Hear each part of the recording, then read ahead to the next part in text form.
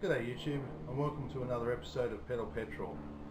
In today's episode we're going to have a look at what's the difference between what comes in a Super Hawk kit compared to what comes in all the other generic motorised push bike kits, so you'll know the difference as to what you're getting. So let's get into it.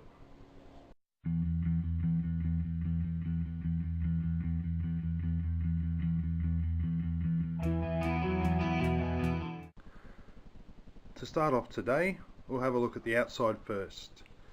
So you can see, we know what this is. You can read it. That's your Super Hawk box. You know what you're getting. Most of the other generic ones come in a box that looks something like this. Next, we'll have a look at the instruction manual. Now, this is what comes with the Super Hawk. It's quite a good manual. It goes through everything you need to install these motors. Doesn't leave too much to guess. Everything is there.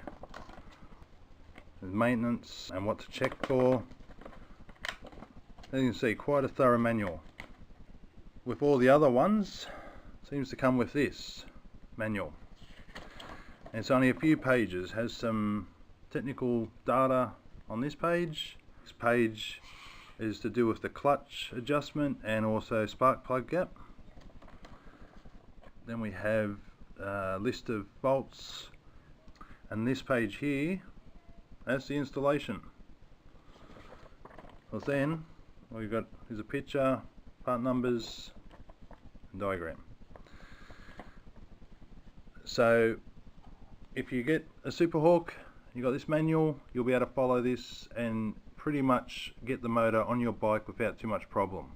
If you got one of these, get ready to watch an upcoming video that I'll be doing, which will be a full installation of the Super Hawk onto a bike. The next item I'd like to discuss is the fuel tank. As you can see just from sitting here, there is a bit of a difference.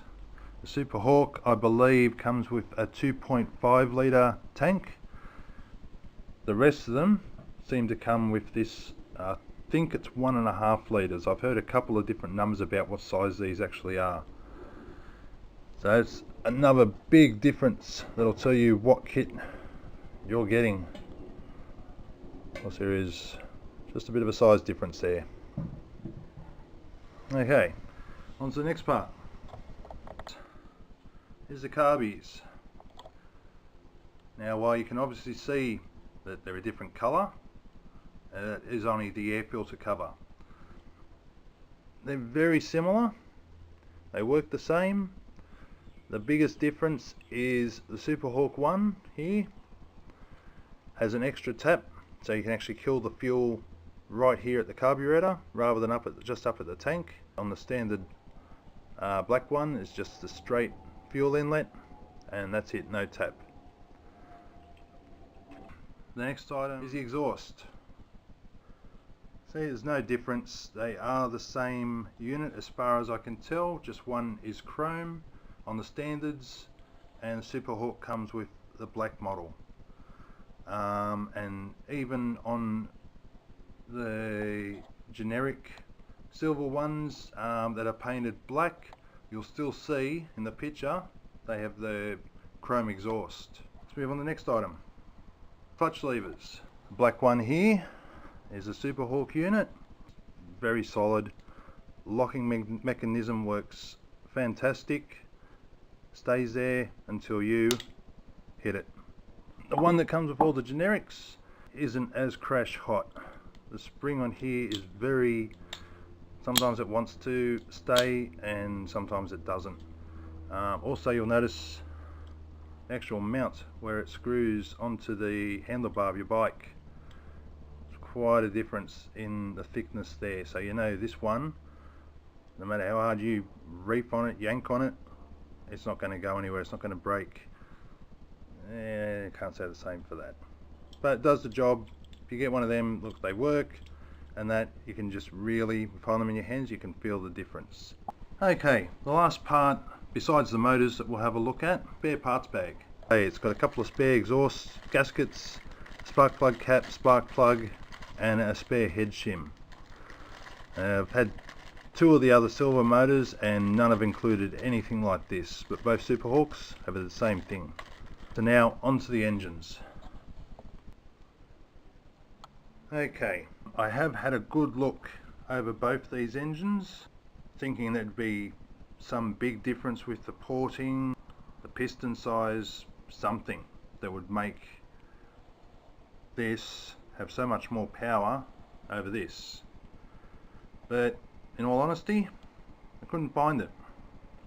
The ports are the same, the inlets are the same. The only different on the inlet for the Super Hawk, the gasket that goes around there has a much bigger opening to let more air through, whereas the gasket on the standard seems to be a bit restrictive. It's got a bit smaller hole, so you're not going to get as much air through. One of the biggest differences is the size of the mounting hardware. Super Hawk has 14mm nuts and 8mm thread.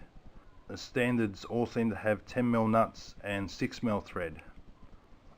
Another thing I'll tell you, if you've got a Super Hawk, they come with two gaskets for the gear cover, whereas all the generics I've seen just have the one little gasket in there. But apart from that, this one doesn't for some reason. All the generics have a quite long clutch bar to connect your cable to. Super Hawk has a nice little compact unit. Okay, so that's about it for this video. So I just wanted to do a quick overview. So if you're in the market to buy a new motor, you'll know what you're getting by looking at the components that come in the kit.